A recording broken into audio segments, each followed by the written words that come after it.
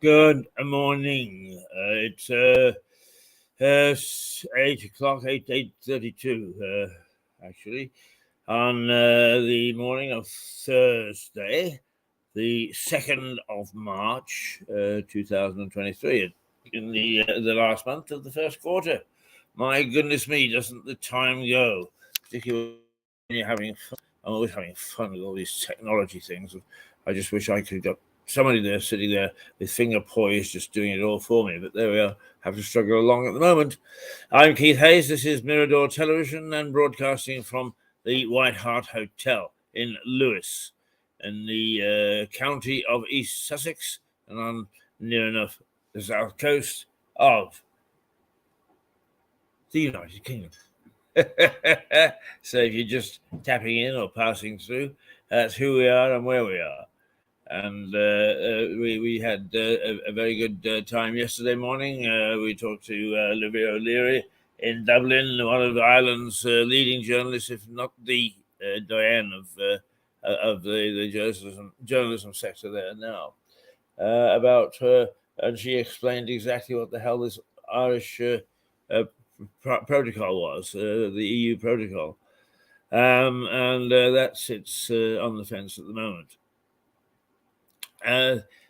What is in the news this morning is a mixed bag. Nobody can decide what's the most important thing. And in the Metro, it is. But by the way, the body of the little girl has been found that we highlighted yesterday, and the couple who has caused outrage because they have apparently abandoned this child, and they have been charged with manslaughter, and what's going to happen, I have no idea, because this is a strange one, a very strange one. No suggestion that they're mentally subnormal, no suggestion that they have got great hates or whatever, but for some reason they went walkabout just after the child was born, and it was left out in the open in freezing temperatures. So I would imagine that very difficult to determine what the child has been through or had to put up with, and its little body just wasn't prepared for it. Okay, now in the Metro, we have sickened by Hancock's messages. Matt has raised 2 or 3 headlines this morning. A variety of stories lead Thursday's papers. The Metro carries reaction to texts published by the Telegraph on Wednesday that appeared to show former Health Secretary Matt Hancock declined to follow a recommendation that everyone entering a care home at the start of the pandemic be tested for COVID, an accusation he's denied. But one campaigner whose father died in April 2020 tells the paper she is sickened by the allegations. Well, there you are. Dear old Matt has blotted his copybook again. Well, I have to say, in some ways, he's turning into a colourful character. He can't decide whether he wants to go for a television career, political career, or whatever. And he's dashing in and out and doing all sorts of TV shows. He's actually opened up his own TV company that was registered with Companies House the other day. Oh my goodness me. Um,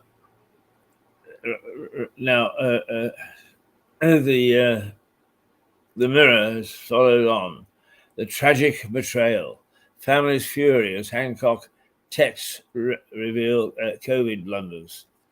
Well, they're short and sweet. One expert apparently has told the paper the messages expose a tragic betrayal of COVID victims. So there you are. Dear old Matt is coming in for a hell of a tanking. The Guardian. Confidence hit in the COVID inquiry after the leak of Hancock messages. A slightly different angle, but the same story, really. It's our Matt is up to no good. And it says the publication of Hancock's text, which happened on Wednesday, that's yesterday, wasn't it? Yes. And I think it was the Telegraph that did it, have left ministers battling to maintain confidence in the office of, in the official COVID inquiry. The paper notes that Isabel Oakeshott, the journalist to whom Hancock gave access to his texts while they were going to go towards authoring his book, was an outspoken critic of lockdown and says bereaved families are now calling for the public inquiry into the pandemic to be given more teeth and completed reality. And train claimed the Greek train collision, that is a train crash in Greece, has left at least 40 dead. All right, it's all looking pretty somber, isn't it? The lockdown files, 100,000 leaked WhatsApp messages revealed. Hancock's rearguard action to shut down schools, says the Telegraph. Here we go.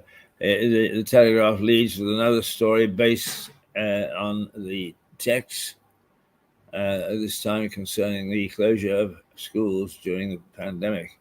The paper says that as Health Secretary, Hancock discussed mounting a rearguard action after losing a cabinet tussle with the then Education Secretary, Gavin Williamson, about whether schools should be open after the Christmas break in January 2021. Whoo! The Times. Braverman gets a subheadline: Political correctness left Islamist terrorists flourish. Well, we'll go back to that one, I think. NHS plan to help millions stop using antidepressants. Well, you sometimes can't make it up, can you? You simply can't. Everybody seems to be telling it porkies at the moment. The NHS plans to offer the millions of patients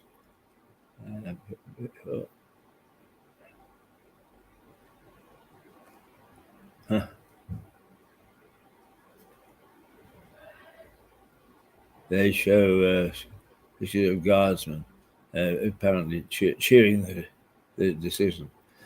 Okay, the Financial Times. Bailey seeks to take the heat out of market expectations for further rate increases. Essentially, Matt Bailey at the Bank of England has said, we don't know whether we're going to raise or lower interest rates. We simply don't know. We've got no way of telling. And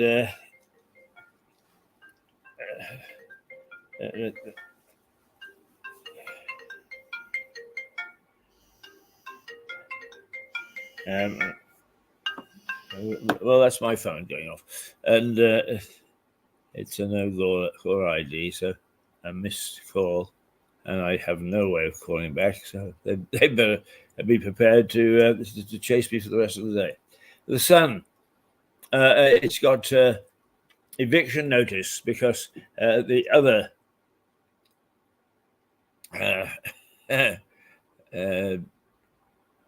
story to make top billing is the fact that Harry and Meghan are being given notice to quit on from their home. It's the cottage on I think it's the Windsor estate. He's woken up like a lot of people. So a notice to say, dear Harry, you're asked to quit. In fact, the Sun has put the eviction notice, so-called, as on the front page, on his front page. It says, "Dear tenants Harry and Meghan, you are hereby given an eviction notice to vacate Frogmore Cottage immediately after one's coronation in May. The reason for this eviction notice is your ghastly book, the appalling Netflix series, and making the United States your country of primary residence. Signed this January the 11th, 2025, Charles R." So I'm sure that's not the exact replica of that particular letter, but it goes to the heart of it. That the pair have been given notice to get out after the coronation.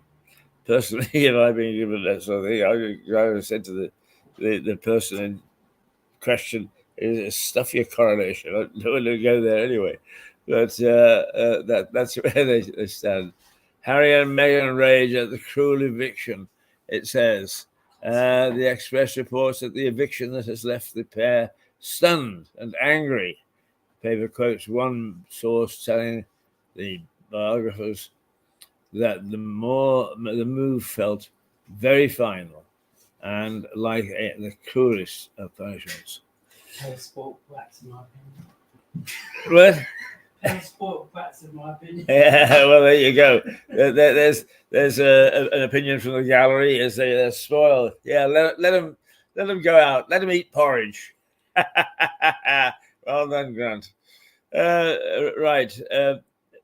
The Eye. UK chickens may get jabs to stop bird flu spreading to humans. Now we've heard it all. The government is considering vaccinating all UK chickens against bird flu, and you really can't make these things up.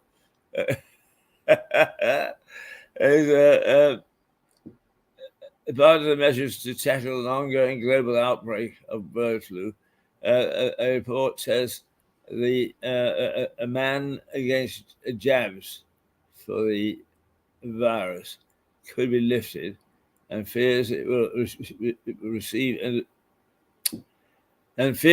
will evolve in a way that means it can pass on to humans and start to be examined. Oh dear. And the Daily Mail is Carrie, keep killer pilot behind bars. Right. Well, that's the policeman that the Justice Secretary Dominic Raab is about to let out of jail, even though his crime of beating a woman, I think his wife, to death, is considered to be a hard one. But Carrie, as Boris's wife, has entered the fray and said, "Come on, let's do something about this. Let's make sure that we, basically, it's reform." I never hold my breath. Never hold my breath for reform. And now we'll try and take a look if we can.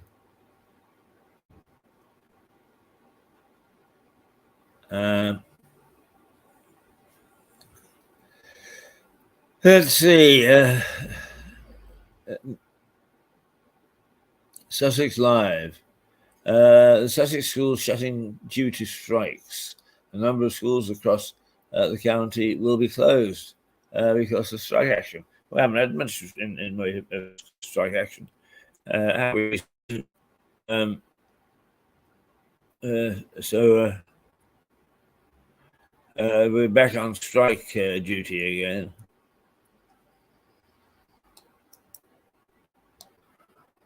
No, those are asylum seekers coming ashore. We need to. There we are. There's me again. Ho, ho, ho. Hey, so what's the time? It's 8:48, 50, 12 minutes to the top of the hour. Right, okay. East Sussex and West Sussex school closures for March the 2nd as teachers strike across the county. There we go again. The strikes beginning to emerge loud, and it's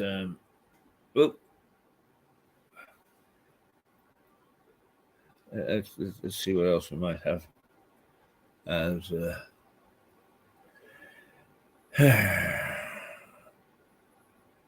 it's a very thin news day locally.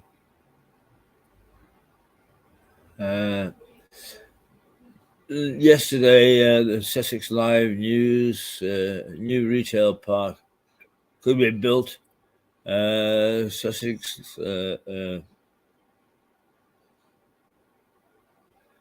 it says a discount food chain, DIY and garden stores could be built in Broadbridge Heath. I'm not sure where Broadbridge Heath is. It's near Horsham. Okay. They are people from Horsham. That's what you can expect to get. Hey, la la la. Let's see if we can. We're not getting anywhere this morning with the technology again. Oh, you know what it's like. You know what it's like.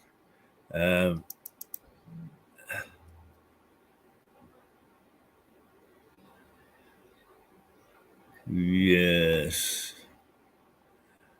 It's like the usual thing is, here he is, struggling around looking for things, and he's forgotten where the hell he put them. It's a dreadful thing. It is a dreadful, dreadful thing to be this disorganized first thing in the morning. But I am, and I'm afraid you just have to put up with it.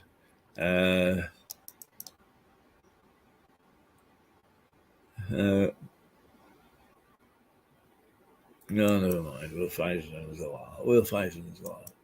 Let me just say, and we will have a little bit of a rant about this, that Betty Boothroyd, the Speaker, or former Speaker of the House of Commons, has died. And instead of everybody rushing to give great credit to her, and to want to embrace her one last time, and so on and so forth, it was not evident. And my thesis is, here was a giant amongst MPs, for that matter, some of the Quango people as well. She was a giant. She was a Labour MP, but having been elected Speaker, she shut off party politics, which is not easy to do, and made sure that she would abide by the rules of the House of Commons. She believed in the parliamentary democracy. She believed also in making it work. And she did not forgive Tony Blair for introducing side issues. The one that everybody remembers, of course, is that he introduced spin doctors. In other words, he had his own PR team so he was rarely held to account for anything. But Betty was just out of this world, absolutely out of this world, and I'm delighted that she gets the accolades that she deserves from people such as us, the people on the ground, because that perhaps tells you something. Anyway, the death of dear Betty Arkwright.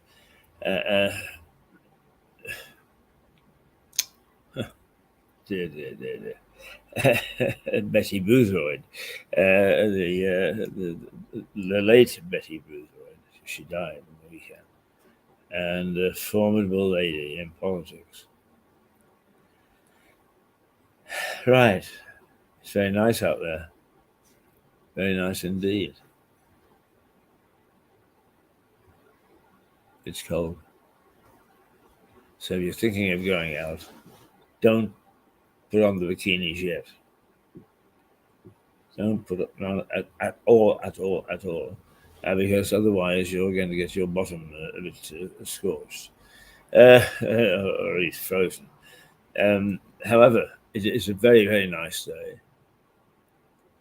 It's very beautiful to see Lewis when it's spring-like, and it always seems to be ahead of what's happening in the territory. It is nice. It is pleasant, but it's cold. So we're not quite sure whether, in fact, it's a little tinkling of summer, or whether it's just a sharp reminder that you better behave yourself if you're going out there, because it's going to tweak your cheeks, shall we put it that way? All right, I'm going to see if I can. Oh, I know what I'm going to do. He said.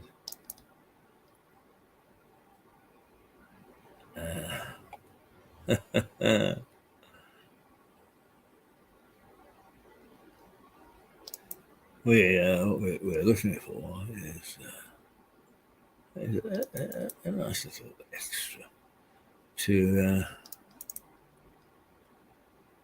keep us happy and to reflect.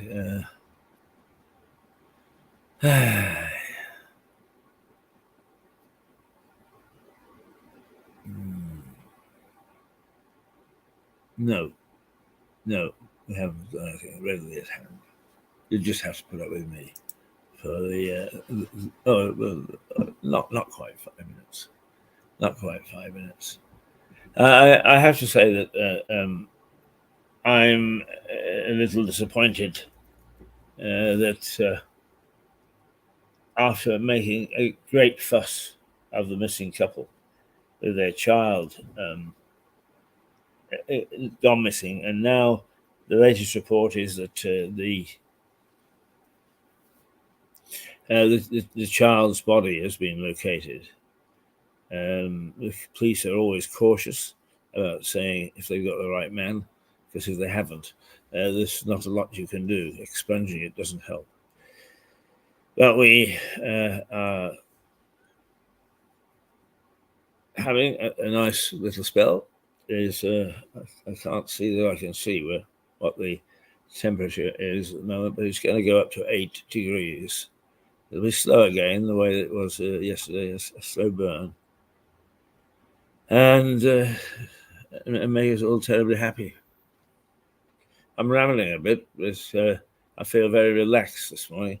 Looking out of the window, the sun reflecting on the courthouse. The town reasonably busy, despite the fact that we've got strike talk in the wind. The town seems to be looked after, or Mother Nature looks after it, to not make it appear as if it'll be cold and miserable. It's in a nice glow of sun this morning. Oh my goodness me! Here we are, and it's 8:57, and I know I think it's time to irritate irritate our good friend and supporter and a very talented guy, Kevin Kramer, because he hates it's, this this little clip, and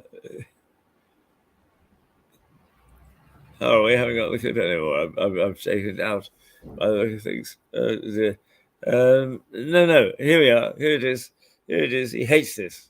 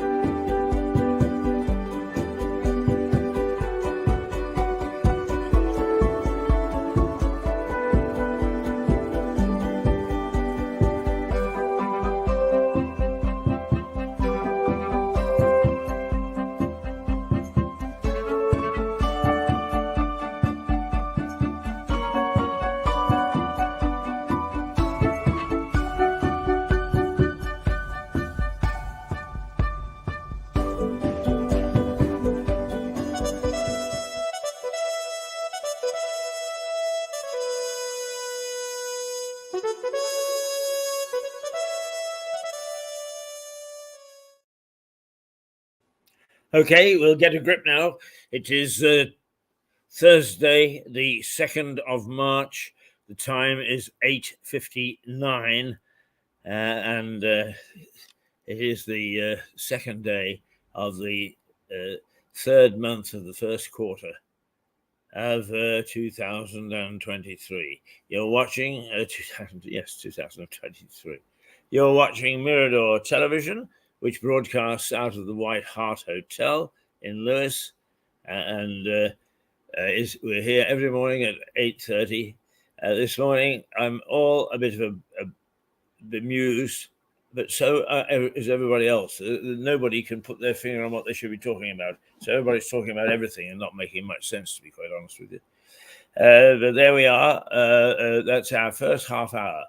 We are going to go away for half an hour. We will be back, and we'll play you a couple of feature programs.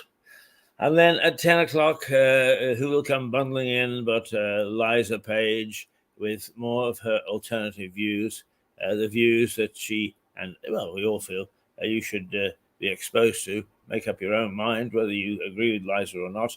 But she certainly has got a forceful way of getting her point across, and you get the privilege to hear it. I would say to you, if you are interested in hearing top class speakers, top class people being interviewed, this is rapidly becoming the station that you come to. We all, right throughout the last 2 or 3 weeks, we've had some crackers of interviews and people who have got a lot to say and say it very clearly and succinctly. So stay with us, dip into us, and see whether you can catch some of the excellent interviewees who actually do give us some information. As what's that all about, Daddy? Well, 9 times out of 10, we tell you. Okay, it's time to quit for the moment. Right? Yes, we'll quit for the moment. See you in half an hour.